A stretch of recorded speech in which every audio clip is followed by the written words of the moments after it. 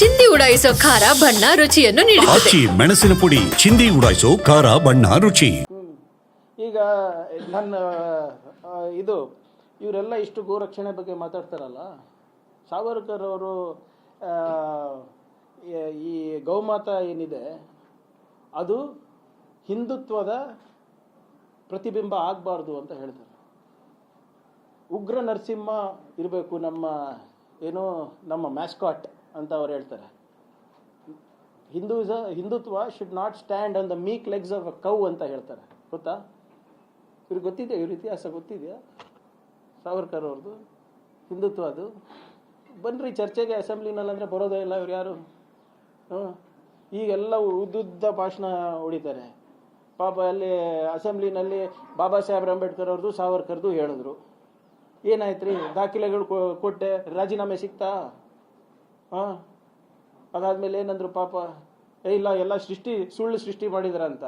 ಮೋದಿ ಅವ್ರು ಸೃಷ್ಟಿ ಮಾಡಿರೋದು ಸುಳ್ಳು ಹೇಳ್ತಾ ಇದ್ದಾರೆ ಅಂದರೆ ಇನ್ನೇನು ಹೇಳೋಕ್ಕಾಗ್ತದೆ? ಸೊ ಅದರಿಂದ ಇವ್ರ ಇತಿಹಾಸನೇ ಗೊತ್ತಿಲ್ಲ. ಅವರ RSS ಅವರ ಇತಿಹಾಸದ ಪಾಠವನ್ನು ಹೇಳ್ಕೊಡ್ಬೇಕಾದ್ರೆ ನಾನು ರೆಡಿ ಇದ್ದೀನಿ ಅವರಿಗೆ.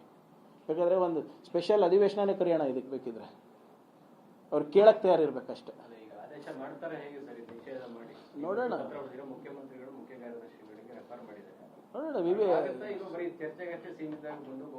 ನೀವೆಲ್ಲ ಸಪೋರ್ಟ್ ಮಾಡಿದ್ರೆ ಆಗುತ್ತೆ, ಯಾಕಾಗಲ್ಲ? ನೀವು ಸ್ವಲ್ಪ ಕರೆಕ್ಟಾಗಿ ಏನು ಇತಿಹಾಸದಲ್ಲಿ ಏನಿದೆ ಅದನ್ನೇ ನೀವು ಪ್ರಸಾರ ಮಾಡಿದ್ರೆ ಆಟೋಮ್ಯಾಟಿಕ್ ಆಗಿ ಆದೇಶನೂ ಬೇಕಾಗಲ್ಲ, RSS ನಿಂತೋಗ್ತದೆ. ಮೇಲ್ಗಡೆ ನಿಮ್ಮ ಬಾಸ್ಗಳಿಗೆ ಹೇಳ್ಬೇಕು.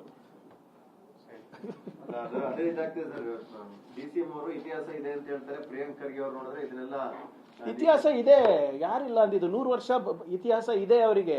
ಸುಳ್ಳಿನ ಇತಿಹಾಸ ಇದೆ, ದೇಶ ವಿರೋಧ ಚಟುವಟಿಕೆ ಮಾಡುವಂತ ಇತಿಹಾಸ ಇದೆ, ಗಾಂಧೀಜಿ ಅವರ ಯಾವ ರೀತಿ ಕೊಂದಿರೋದು ಇತಿಹಾಸ ಇದೆ, ಸಮಾಜದಲ್ಲಿ ಕೋಮದ ವಿಷ ಬೀಜವನ್ನು ಬಿತ್ತಿರೋ ಇತಿಹಾಸ ಇದೆ. ಯಾರಿಲ್ಲ ಅಂದಿದ್ದು.